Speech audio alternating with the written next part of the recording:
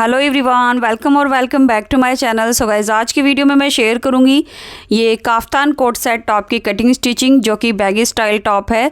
So guys, video को अच्छे से समझने के लिए एंड तक ज़रूर देखें, कहीं भी स्किप ना करें। बहुत ही छोटी सी वीडियो है और वीडियो के रिगार्डिंग आपका कोई सवाल है तो आप कमेंट बॉक्स में पूछ सकते हैं। हालाँकि वीडियो में एक एक चीज़ मैंने बहुत ही क्लियरली बताई है।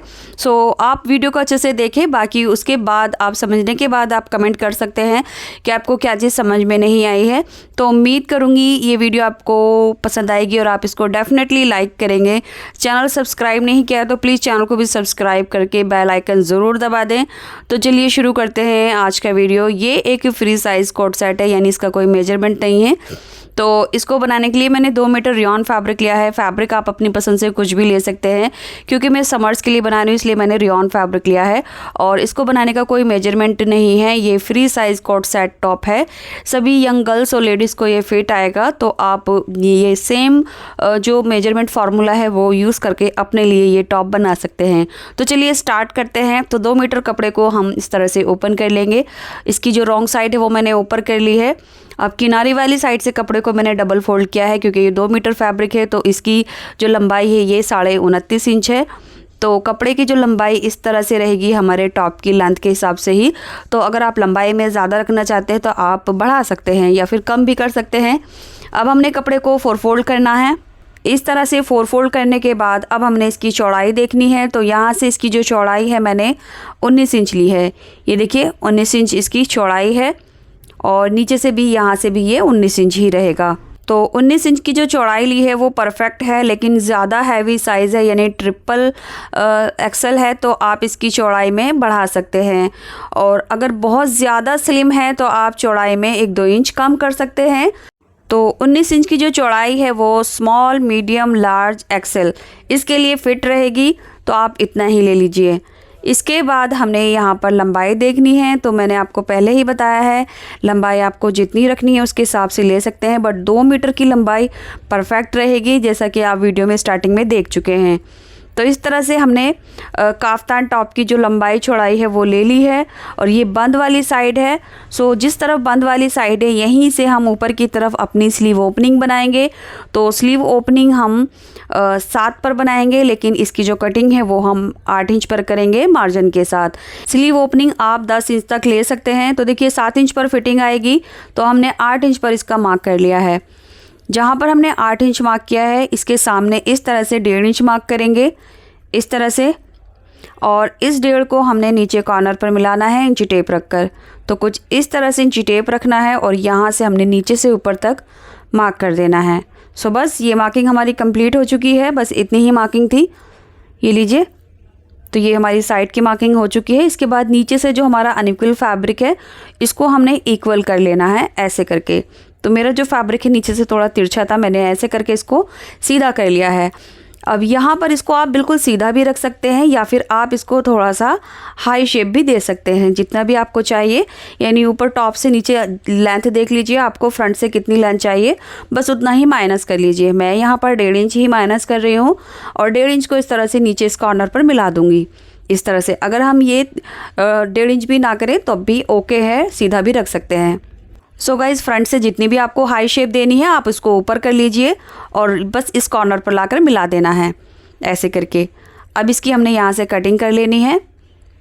तो ये नीचे वाला जो मार्क है इससे ऊपर एक मार्क किया है मैंने 1.5 इंच, इस मार्क से मैं स्टार्ट कर रही हूँ, इस कॉर्नर पर मिला दूँगी ऐसे करके। और उसके बाद यहाँ से यहाँ तक हमने कटिंग करनी है। तो जब मैंने कटिंग की है तो यहाँ इस कॉर्नर पर देखिए हल्की सी गोलाई दे दी है और इसी गोलाई पर मैंने कट किया है इस तरह से। सो ये हमारे काफ्तान टॉप की कटिंग हो चुकी है इस तरह से। यहाँ पर हमने गोलाई दी है। अब स्लीव ओपनिंग की जो बंद वाली यानी फोल्ड वाली साइड है यहाँ पर नॉचेस लगा लेंगे सेंटर के, हालांकि इसकी ज़रूरत नहीं है। इसके बाद हमने इसका नेक बनाना है। तो नेक मैं कैनवास पर बना रही हूँ, आप इसको फैब्रिक पर भी बना सकते हैं। सो गाइज, नेक बनाने के लिए मैंने ये पेस्टिंग कैनवास ली है इस तरह से। पेस्टिंग कैनवास की जो चौड़ाई है वो हम 8 इंच लेंगे, मेरी थोड़ी सी ज़्यादा हो गई थी। और इसकी जो लेंथ है वो मैंने 12 इंच ली है। अब इसको पहले इस तरह से फोल्ड करेंगे ऐसे करके। इस तरह से फोल्ड करने के बाद इसकी जो चौड़ाई है वो 4 इंच रहेगी और लंबाई जो है वो हमने 12 इंच ही लेनी है इस तरह से। अब यहाँ से देखिए हमने कितना फोल्ड करना है। नीचे से मैं 7.5 इंच पर ये फ़ोल्ड करूँगी। तो नेक जो मैं 6.5 इंच पर बना रही हूँ, इसलिए मैंने 7.5 इंच पर इसको इस तरह से फ़ोल्ड किया। और ये ऊपर वाली जो साइड है ये हमारे बैक नेक की गहराई रहेगी। तो बस आपको इसी तरह से नेक की लेंथ के हिसाब से कैनवास की लेंथ लेनी है। इसके बाद नेक की विड्थ मैं 3 इंच ले रही हूँ और बैक नेक की जो डेप्थ है वो मैं 4 इंच ले रही हूँ। 3 बाय 4 का हमने एक बॉक्स बनाया है और अब हम इस बॉक्स में बैक नेक की शेप देंगे। ये देखिए इस तरह से। तो बैक नेक की जो शेप है वो हमारी राउंड रहेगी गोलाई में ऐसे करके। और उसके बाद हम अपने फ्रंट नेक की गहराई लेंगे। फ्रंट नेक की गहराई मैं 6.5 इंच ले रही हूँ। सो नेक की अगर आप गहराई बढ़ाते हैं तो आप इस तरह से लंबाई भी थोड़ा बढ़ा लीजिए। अब इस साइड में भी हमने 3 इंच मार्क किया है और अब हमने अपने नेक की शेप देनी है। तो यहाँ पर मैं ये वी शेप दे रही हूँ इस तरह से और बीच में से हल्की सी गोलाई देंगे ऐसे करके। तो ये हमारा फ्रंट नेक है और ये हमारा बैक नेक है। पहले हमने बैक नेक की कटिंग करनी है इस तरह से। सो गाइज इस काफ्तान के जो शोल्डर के जॉइंट है वो नहीं रहेंगे, इसलिए हमने ये नेक इस तरह से कट किया है। यानी बैक और फ्रंट का नेक हमारा एक साथ कट होगा और एक साथ ही स्टिच होगा। इसमें कोई भी कंधी का जॉइंट नहीं आएगा। अब कैनवास को मैंने 1 इंच की चौड़ाई बाहर की तरफ से कट कर लिया है और ये जो नेक है ये देखिए इस तरह से रहेगा। सो गाइस जब हमारे कंधे के जॉइंट नहीं आते तब हम नेक को इस तरह से बनाते हैं। बहुत ही फिनिशिंग के साथ और आसानी से बन जाता है। अब इस नेक को हम फैब्रिक के ऊपर पेस्ट कर लेंगे। तो चारों तरफ से हमने फैब्रिक छोड़ते हुए इसको आयरन से पेस्ट कर लिया है। ये देखिए एक्स्ट्रा फैब्रिक हम इसके ऊपर चढ़ाते हुए फिर से आयरन कर लेंगे और आयरन करने के बाद हमारा जो नेक है कुछ इस तरह से रहेगा। ये देखिए इस तरह से। अब जो हमारे फ्रंट और बैक नेक की लेंथ थी यहाँ पर मैं आपको मार्क करके दिखा देती हूँ। यहाँ तो यहाँ से हमने फ़ोल्ड किया और इसके ऊपर आयरन की। इसके बाद इसको इस तरह से हाफ में फ़ोल्ड किया और यहाँ लेंथ में हमने आयरन कर ली। आयरन करने के बाद ये क्रीज़ इस तरह से बन चुकी है जहाँ पर मैं आपको मार्किंग करके दिखा रही हूँ। तो ये मैं मार्किंग कर रही हूँ। तो इस तरह से आपको भी मार्किंग कर लेनी है जहाँ पर भी क्रीज़ बनी है। सो नेक हमारा इस तरह से तैयार है लगने के लिए। इसके बाद हमने अपने स्लीव का बॉर्डर लेना है। ये हमने स्लीव के बॉर्डर के लिए 2 पट्टियाँ ली हैं। सो यहाँ पर स्लीव की जितनी भी हमारी इस तरह से चौड़ाई रहेगी उसी के बराबर हमने ये बॉर्डर की चौड़ाई भी लेनी है। देखिए हाफ में मैंने इसको रखा है तो ये दोनों 8 इंच है और इस तरह से मैंने इसको 6 इंच लिया है। या ओपन करके मैं आपको दिखाऊँ तो इस तरह से इसकी जो लंबाई है वो 6 इंच है और इस तरह से जो चौड़ाई है वो 16 इंच है। तो ये जो बॉर्डर है कुछ इस तरह से करके स्लीव के आगे जॉइंट हो जाएंगे। तो स्लीव हम बाद में जॉइंट करेंगे। सबसे पहले हमने नेक स्टिच करना है। तो नेक स्टिच करने के लिए देखिए ऊपर से ये बंद वाली साइड जो है फैब्रिक की यहाँ पर हमने आयरन कर लेनी है ताकि जो इसके सेंटर की क्रीज़ है वो बन जाए। जैसे हमने नेक पर क्रीज़ बनाई थी बिल्कुल वैसे ही करके हमने इसके ऊपर भी आयरन कर ली है। सो चारों क्रीज़ बनाने के बाद अब हमने इसको ओपन करना है और इसकी जो राइट साइड है यानी सीधी तरफ हम ऊपर रख लेंगे। अब देखिए जहाँ भी क्रीज़ बनी है मैं वहाँ पर मार्किंग कर रही हूँ ऐसे करके। सो ये मार्किंग कुछ इस तरह से कर लेनी है बिल्कुल क्रीज़ के ऊपर इस तरह से।